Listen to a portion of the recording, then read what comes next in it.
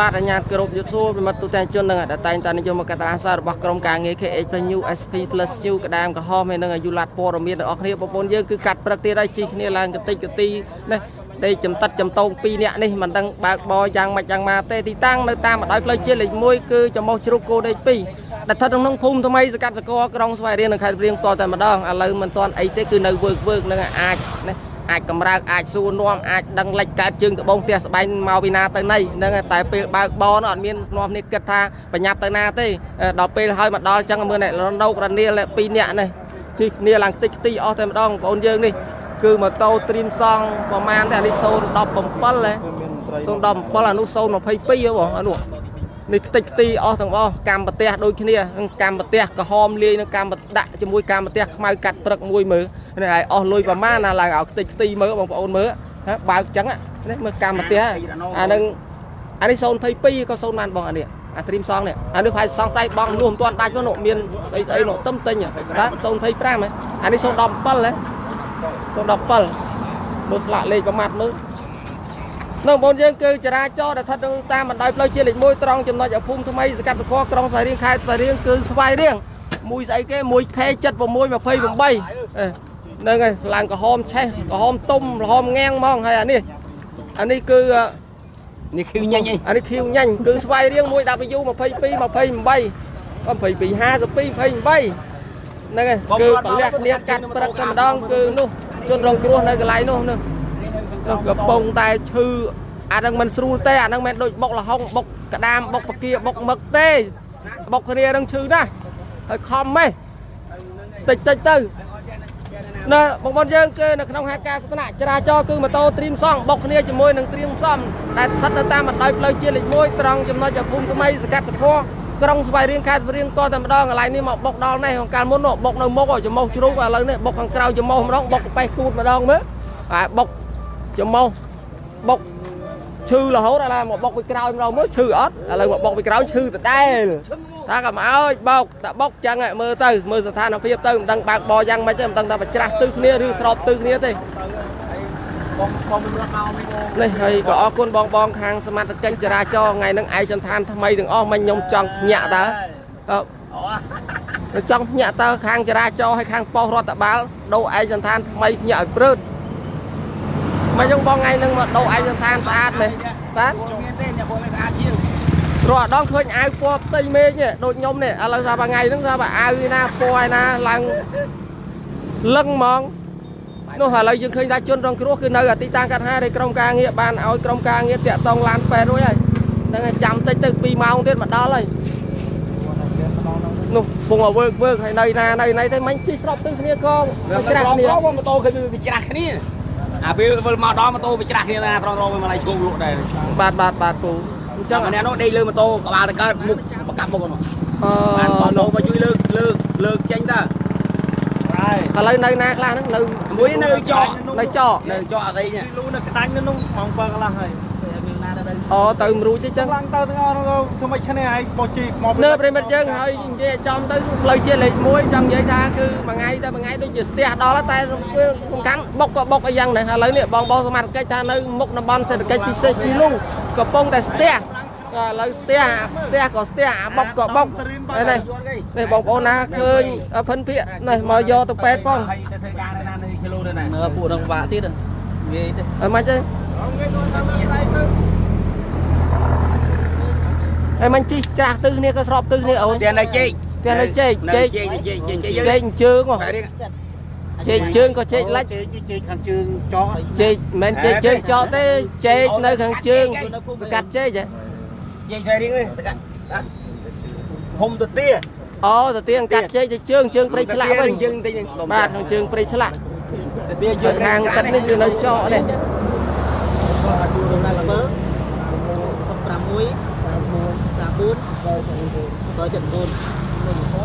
តើទៅក្រុងគ្រួសារសាច់ញាតិគាត់នៅប្រិមត្តទូទាំងជនគឺនៅក្នុងហេតុការណ៍គ្រោះថ្នាក់ចរាចរណ៍គឺម៉ូតូ2គ្រឿងបុកគ្នាយ៉ាងពេញទំហឹងបណ្ដាលឲ្យរងការខូចខាតនៅម៉ូតូហើយជនរងគ្រោះទាំង2នាក់គឺស្មើគ្នាហ្មងអត់មានអ្នកណាស្រាលអ្នកណាធ្ងន់ទេគឺឲ្យមានលេខឡានពេទ្យទេឲ្យមានលេខឡានពេទ្យណាហើយមិញឲ្យលេខប៉ូលីសបាទឲ្យក្រុមការងារហៅហើយ នេះគឺម៉ូតូនេះគឺត្រៀមសង់ដូចគ្នាគឺកំហមួយខ្មៅមួយកលះនេះកាត់ព្រឹកនេះ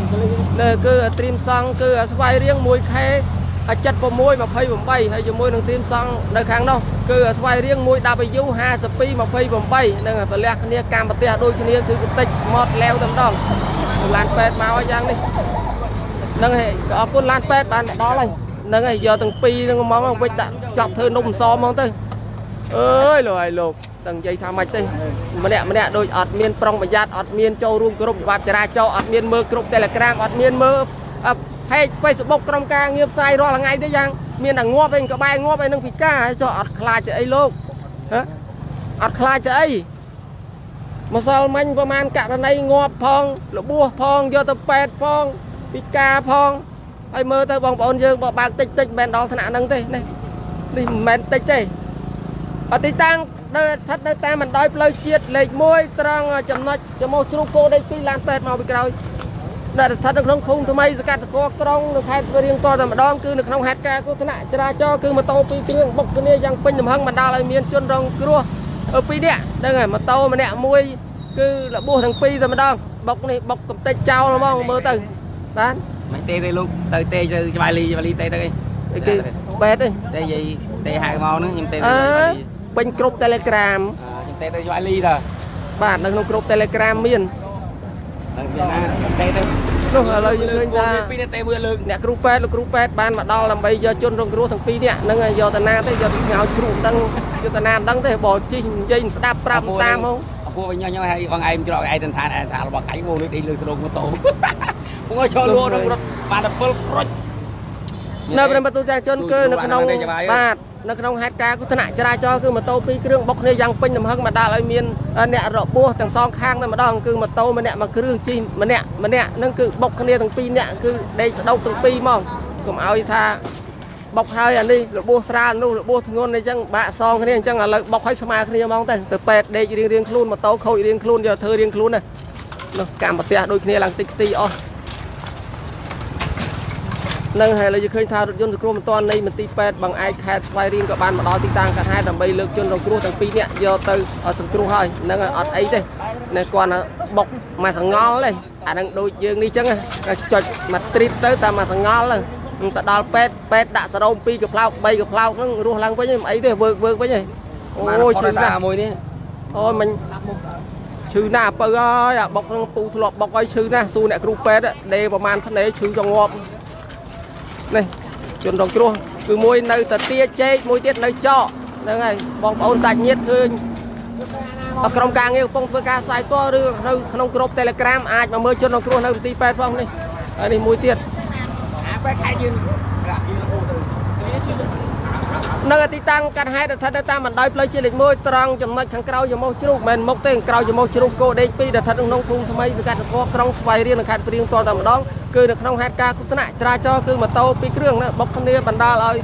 ជនរងគ្រោះគឺទាំងសងខាងគឺរងរបួសស្មើគ្នានឹងឥឡូវពេទ្យលើកទៅទាំង 2 មកទៅហើយម៉ូតូនោះគឺទុកឲ្យសមត្ថកិច្ចខាង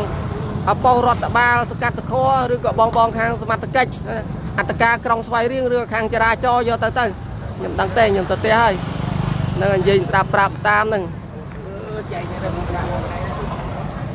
នោះខាងនោះអីទេអង្គុយបានមកខាងនេះមួយហ្នឹងគឺ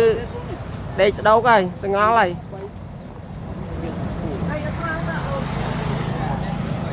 តោះឥឡូវអត់មានសាច់ញាតិបងអ្នកណាជូនទៅទេមានតែទៅមួយអ្នកគ្រូពេទ្យហ្មងទៅអ្នកគ្រូពេទ្យយកទៅ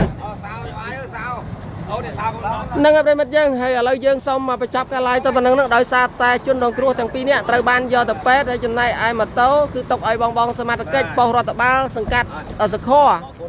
ហ្នឹងហើយ